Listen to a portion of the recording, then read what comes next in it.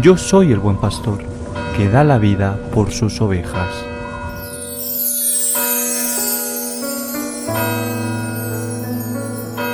En aquel tiempo Jesús decía al gentío: el reino de Dios se parece a un hombre que echa semilla en la tierra.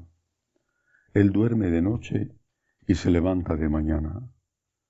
La semilla germina y va creciendo sin que él sepa cómo.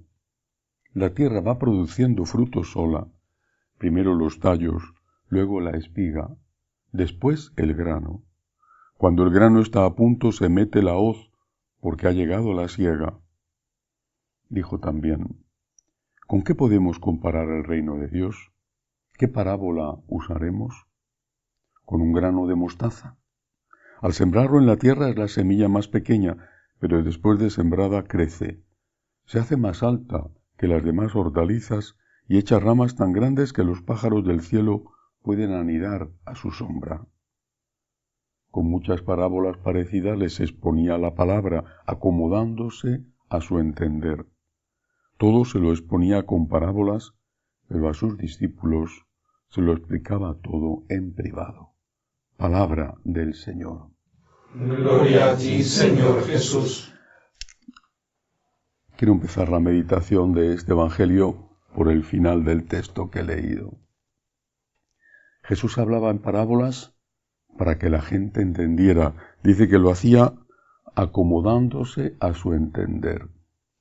Creo que esto es algo que deberíamos aprender los sacerdotes.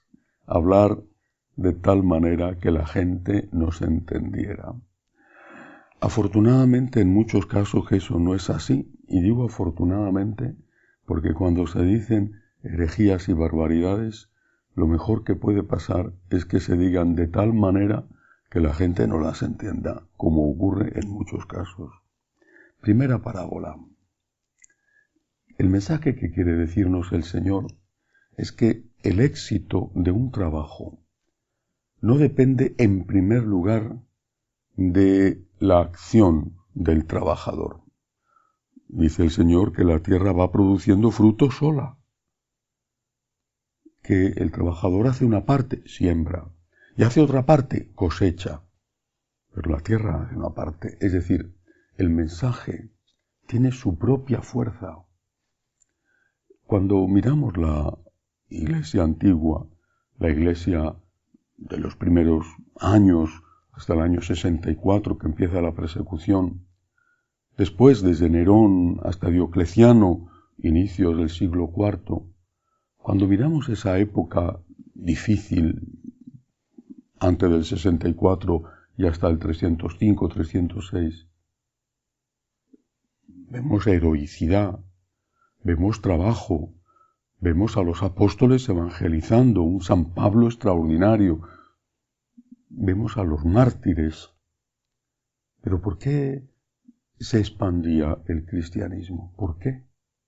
¿Por el trabajo de ellos o por la fuerza del mensaje? Si hubieran trabajado y el mensaje no hubiera sido el mismo, ¿se habría extendido el cristianismo? Es el mensaje y es el mensajero Jesús el que atrae. Por eso nosotros tenemos que trabajar, y me refiero a los sacerdotes, pero también a los padres de familia en su evangelización, a cualquier católico laico que tiene también la misión de evangelizar. Lo que tenemos que hacer es presentar íntegro, limpio el mensaje, porque es Jesús, es el mensaje, el que toca el corazón. No soy yo con mis palabras o con mis argumentos, que naturalmente son útiles, son necesarias. Si no se siembra, no puede haber fruto, y si no se cosecha, el fruto se echa a perder. Pero es Jesús. Tenemos que convencernos de esto. Es Jesús el que toca el corazón, no soy yo, es Jesús. Y a veces tenemos que conformarnos e incluso tenemos que limitarnos a estorbar lo menos posible, porque es Jesús. Cuando tengas que evangelizar, acerca a las personas a Jesús, acerca a las personas a la Eucaristía, acerca a las personas a la confesión, a la palabra de Dios, a la oración, Deja que sea Jesús el que toque su corazón como solo Él sabe hacerlo. Luego hay otra parábola, la parábola del grano de mostaza. ¿Qué pretende enseñarnos el Señor? Dice, es una semilla diminuta, la más pequeña, dice Jesús. Lo que pretende enseñarnos es que no debemos tener miedo a ser una minoría. Hay mucha gente asustada hoy al ver la apostasía terrible que está sucediendo en la Iglesia. Esto es para preocuparse y es triste, es doloroso, pero no es para tener miedo. El miedo solo lo debemos tener a traicionar a Jesucristo. La Iglesia creció, sigue creciendo, somos ya casi 1.400 millones. ¿Pero esto es verdad? ¿Estas cifras son auténticas? No me refiero a que el Vaticano las infle, no. Me refiero a que de esos 1.400 millones de católicos, es decir, de bautizados dentro de la Iglesia Católica, ¿cuántos son, como decía el Papa Benedicto XVI, paganos bautizados? ¿Cuántos van a misa el domingo? Claro que el ir a misa no es una condición excluyente, que puede haber personas que por distintos motivos no puedan ir, pero se sientan unidos a Jesucristo. Pero aún así, sumando todos, el porcentaje es pequeño. No debemos tener miedo a los números y tampoco a la falta de sacerdotes. Lo que tenemos que preocuparnos mucho es por ser fieles. Si no somos fieles a Cristo, ¿qué sentido tenemos? La Iglesia no tiene que ser moderna, porque lo que es moderno hoy es viejo mañana. Lo que era moderno ayer, hoy resulta insoportable. Basta con ver, por ejemplo, las modas de las mujeres o de los hombres. La Iglesia no tiene que ser moderna. La Iglesia tiene que ser fiel.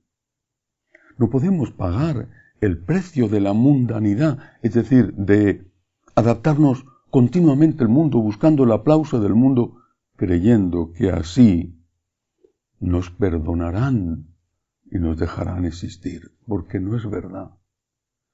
Lo que tenemos que preocuparnos es buscar el aplauso de Cristo. Ser muchos o ser pocos no puede ser nunca el primer objetivo. Si somos muchos, mejor. Ojalá que todo el mundo fuera católico y todo el mundo fuera católico practicante.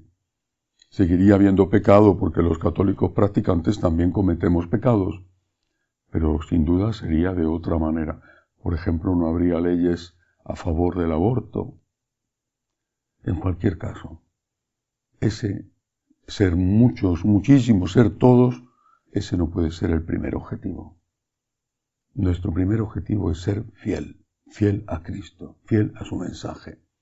Somos una semilla pequeña, lo fuimos. ¿Cuántos estaban en Pentecostés? 11 hombres asustados, porque ya Judas se había ahorcado. 11 hombres asustados y una mujer. ¿Pero qué mujer? La Santísima Virgen María.